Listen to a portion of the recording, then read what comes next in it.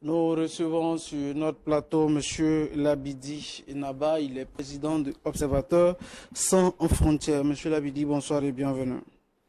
Bonsoir M. Sawadgo, bonsoir à tous les téléspectateurs de Canal 3. Alors M. Labidi, on a vu bien sûr Office national du contrôle des aménagements et des constructions qui a tenu une conférence de presse jeudi 14 septembre 2023. Bien sûr, la thématique était autour des pratiques des sociétés de promotions immobilières en violation de la loi portant promotion immobilière au Burkina Faso. Il faut rappeler que cette loi a été votée à l'Assemblée législative de transition. Alors, quand vous avez écouté la déclaration de l'Office national du contrôle des aménagements et des constructions, est-ce que vous vous êtes senti réconforté dans votre position ou vous trouvez encore des ambiguïtés? Merci, Monsieur Sawadgo, pour cette question pertinente. Il faut déjà dire que la promotion immobilière, si vous voulez, le foncier au Burkina Faso a été un domaine qui a été laissé à la main de certains spéculateurs, de sorte à ce que les activités liées au foncier et à l'immobilier étaient d'une ambiguïté, mais surtout sur le terrain d'une dangerosité qui a consisté à un certain moment et que le foncier soit une bombe grave pour les générations futures.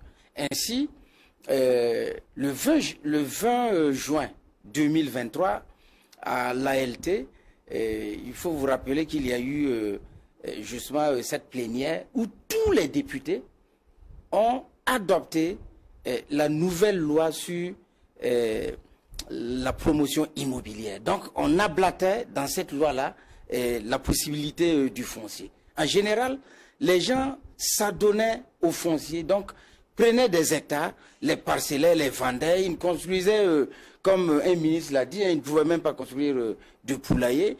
Et comme la terre est une question aussi morale, et en tout cas particulière dans l'esprit des Burkinabés, c'est un domaine où affluent tous ceux qui peuvent mobiliser quelques millions et chacun en paye. Donc, pour répondre à votre question, il faut dire que la sortie de l'ONC fait suite, en fait, au décret d'application qui ont été adoptés lors du dernier conseil, donc donnant à la loi toute sa vigueur. Une loi sans décret d'application est quelque chose de creux. Donc, dès lors que la loi est devenue opérationnelle, il faut dire que les départements techniques de contrôle, donc en l'occurrence l'ONC, devaient justement faire cette sortie-là pour attirer l'attention des acteurs du domaine de ce que la loi est parachevée avec des décrets d'application et que les agissements de certains, nonobstant le vote de la loi le 20 juin, continuaient justement à vendre des terres dans des zones, dans des zones non autorisées, donc à vendre des parcelles de façon illégale, d'arrêter ces projets-là parce qu'il y a une loi qui est là et puis l'ONC va sévir. D'accord, d'après le directeur général de l'ONC, c'est qu'à ce jour, on ne peut pas encore dire qu'il y a un promoteur immobilier vu que la loi 057 est devenue caduque et maintenant la caution est 250 millions de francs CFA. Alors, est-ce que c'est pas aussi très exorbitant? Non. Vous savez, l'ancienne loi, la loi foncière et agraire et foncière de 2008, qui a été abrogée par cette loi 039 en juin, vient ici redonner de l'espoir à tout le peuple burkinabé et surtout consolider l'État dans son rôle régalien qui est justement que le territoire lui appartient.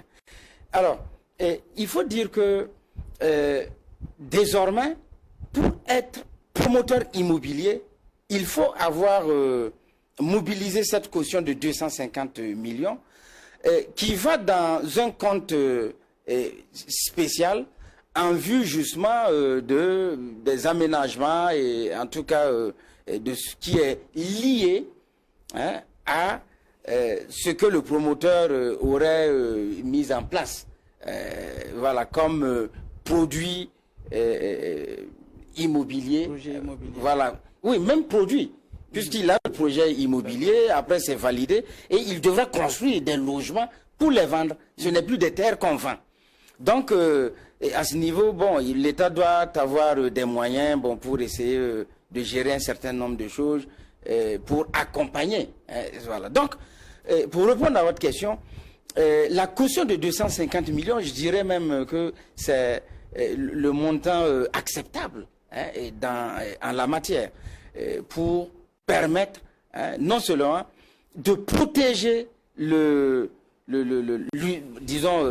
client, on va dire ainsi, mais aussi de mettre le promoteur immobilier désormais dans un statut de responsable et de partenaire viable pour l'État, afin qu'ensemble on puisse justement travailler à donner aux populations, à chaque Burkinabé, un logement.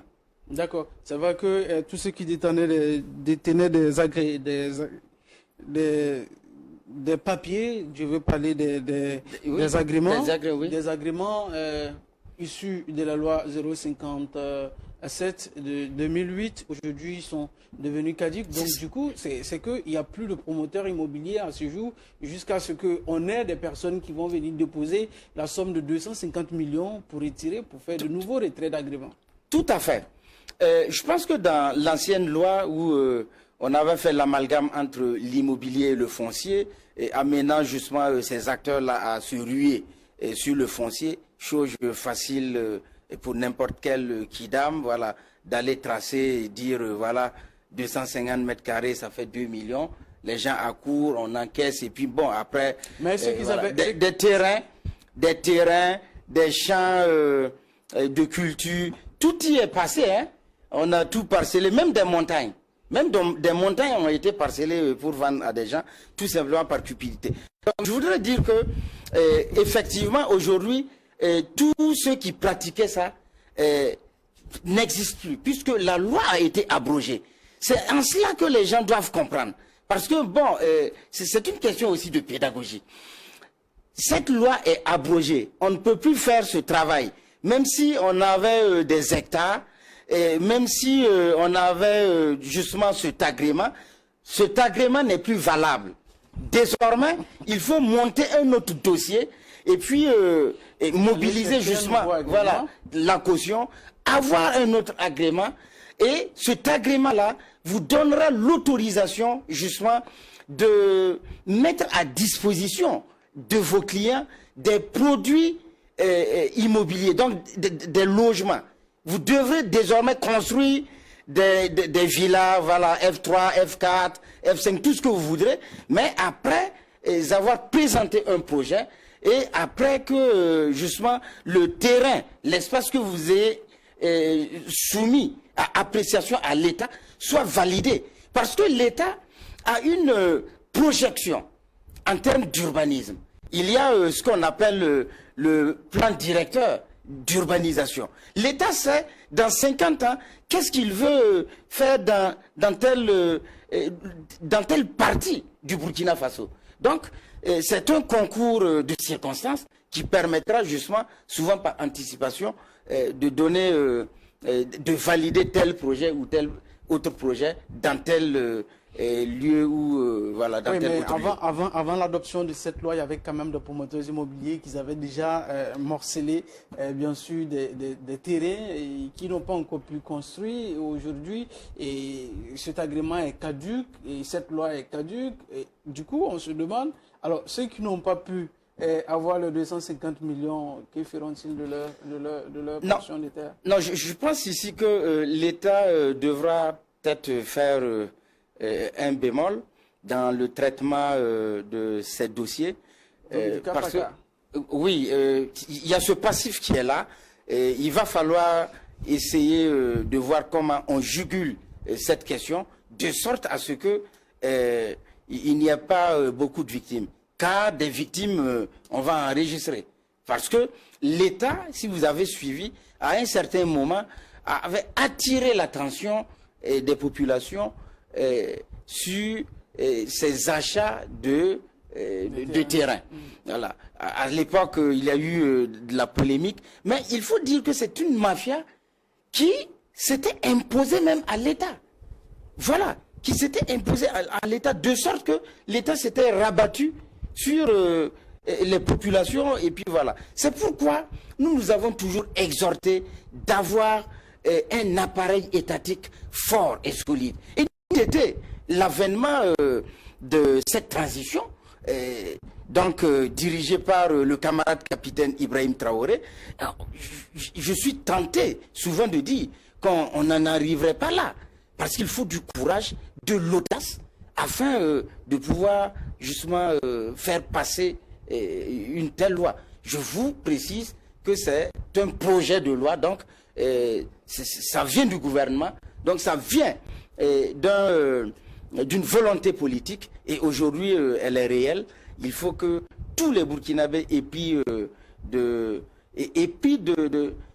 cette volonté à voir la postérité dans les meilleures conditions de vie, même quand nous ne serons pas là, et accompagne justement les gouvernants dans l'application rigoureuse de cette nouvelle loi. C'est vrai qu'il faut faire un nettoyage de ce secteur, il faut également faire un filtrage de ce secteur en termes de promoteurs immobiliers, mais en même temps aussi, est-ce que quand on durcit le ton avec les promoteurs immobiliers en voulant corser cette manière de pouvoir s'acquérir des agréments, il faut forcément que le promoteur immobilier arrive à construire avant de mettre à la disposition du public cible. Alors, nous connaissons également aussi le pouvoir d'achat des Burkinabés. Est-ce que ce n'est pas encore le peuple, le Burkinabé moyen qui va encore payer les prix? Parce que le promoteur immobilier, lui, il va véritablement trouver les moyens, s'acquérir cet agrément, construire. Alors, il est libre maintenant à lui de fixer, bien sûr, le prix des bâtiments. À moins que le gouvernement encore vienne imposer une suprématie. Non, il faut dire que le gouvernement, dans sa politique justement du logement, a tenu compte du pouvoir d'achat du citoyen, du pouvoir d'achat du Burkinabé. Ce qui fait que dans la promotion immobilière, les produits immobiliers qui seront mis sur la place publique en termes de vente va tenir compte en fait de ces réalités socio-économiques de nos populations.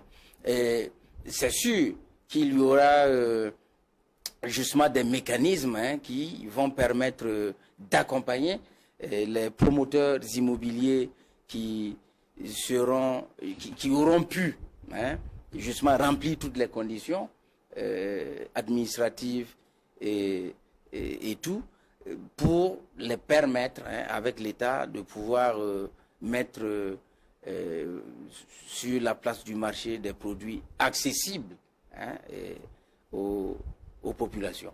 D'accord, c'est vrai qu'aujourd'hui, c'est vrai qu'il n'y a pas de promoteur immobilier, mais il est devenu actuellement, il est illégal de vendre un terrain neuf. Oui, et au regard de la loi, c'est illégal. C'est illégal parce que le processus pour pouvoir aujourd'hui vendre, la meilleure façon, c'est justement un terrain loti avec tous ces documents y afférents, bon, voilà.